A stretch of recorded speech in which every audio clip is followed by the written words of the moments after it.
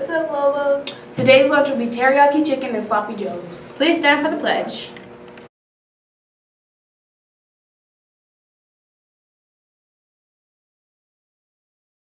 I pledge allegiance to the flag of the United States of America and to the republic which it stands, one nation, under God, indivisible, with liberty and justice for all. Start off with some basketball news. Basketball practice is on Tuesday the 27th at 4 o'clock. Let's get ready and practice basketball, players. South is hosting a hoop shoot competition at 9 a.m. on January 21st. Top girl and boy shooter for 6th, 7th, and 8th grade will be eligible for the lounge hoop shoot contest on January 24th at 9 a.m. Go see Mr. Mailing or Ms. Savaloya for more information. There will be a ACHS varsity cheer mini camp on February 16th to February 20th at Aurora Central High School Commons area from 4:30 to 6:30. The grades that can join are middle schoolers. There will be a $30 fee to participate, and your fee will include a t-shirt and bow. You need to turn the money, registration form, and medical release before you can participate. Hey Lobos, I want to talk to you about WIDA or access testing. Many of you are taking some tests next week on Tuesday, January 20th and Thursday, January 22nd. For those of you taking this test, you want to do really well because as much as you love your ELD teachers, you would like to pass out of their class in order to take another elective next year. When you're taking your test, your teacher is going to review the testing schedule with you, but I want to give you a couple of reminders. First and second periods are going to test together. If you have an ELD class during your second period, you will go to your testing location during first. Third and fourth periods are being tested together. If you are in a fourth period class, you will report to your testing location during third period. And lastly, fifth and sixth periods are testing together. So if you have a class during your sixth period, you will report to your test during your fifth. Your teachers will review with you the name of your proctor and your testing location. But in case you forget on testing day, right in front of all the doors out of every single wing are access testing schedules. You can look at your name and locate your proctor and your testing location. Good luck. Ladies and gentlemen, if you are interested in soccer, the Rapids camp will be here this Saturday and Sunday. There can only be 40 students, so sign up quick. Sign up quick today.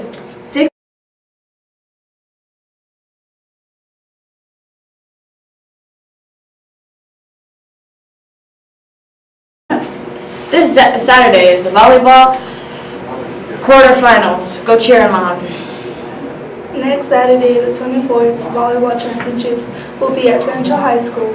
Adults will be $2 and students will be free with ID and children will be free with parents. 7th grade starts at 8 a.m. and 8th grade starts at 10:15.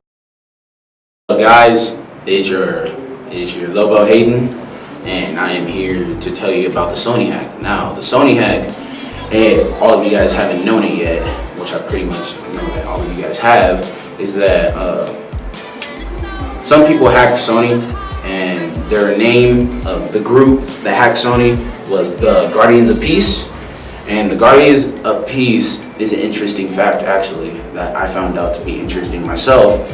The Guardians of Peace have made various threats relating to terrorism on September 11th, which is 9/11, if you guys know that, and attacks drawing the attention of the agencies of the U.S.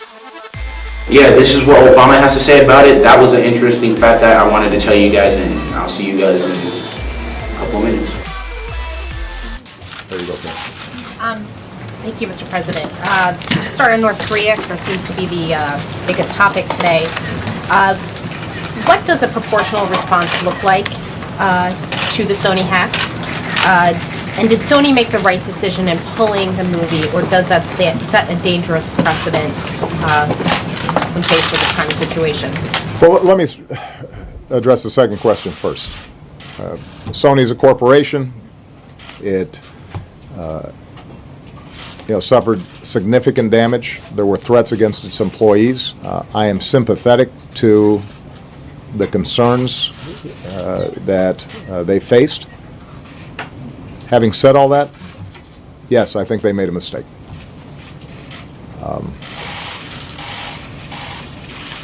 In this interconnected digital world, there are going to be opportunities for hackers to engage in cyber assaults both in the private sector and the public sector.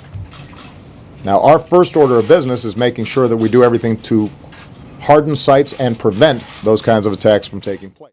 So about the Sony hack again, that Guardians of Peace released emails and addresses and phone numbers and accounts, like bank accounts and stuff, Gmail's accounts. Like they released it, they leaked it to everybody. Like they leaked it to each other, they leaked it to the whole internet so everybody could access their address, people could go to their houses, people could call them randomly. Like that was a big deal. The Sony hack is really big.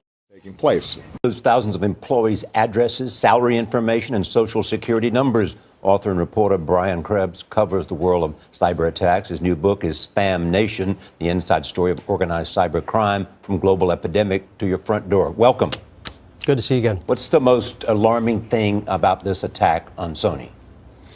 Well, I think just the sheer destruction of it. Many companies are really unprepared for an attack that comes in and just tries to destroy all the data within an environment.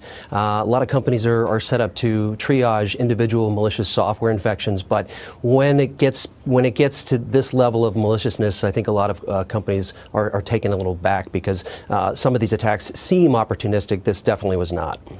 So what can employees do, Brian, to protect themselves? You know, they release some very personal information, and I understand that on some of the websites you saw. That's it for today, Lobos.